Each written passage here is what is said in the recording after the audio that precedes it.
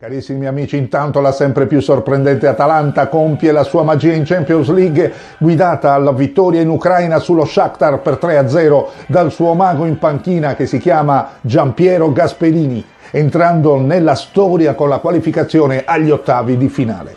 È suo il trionfo, sua l'impresa e il premio alla carriera. 0 punti dopo 3 partite. Sembrava impossibile anche solo sognare per il club nerazzurro di sponda orobica, considerando che nessuna squadra nella storia prima dell'Atalanta era riuscita a centrare gli ottavi dopo aver perso le prime 3 gare.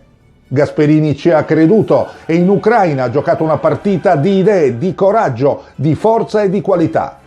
Diciamo la verità, altro che provinciale, l'Atalanta in Ucraina sembrava una squadra davvero europea. Che fosse al debutto in Champions si è visto solo alla prima uscita, quella a Zagabria, poi è venuto fuori l'orgoglio atalantino che ha regalato una serata magica a tutti i tifosi nerazzurri in festa ieri notte nel centro di Bergamo.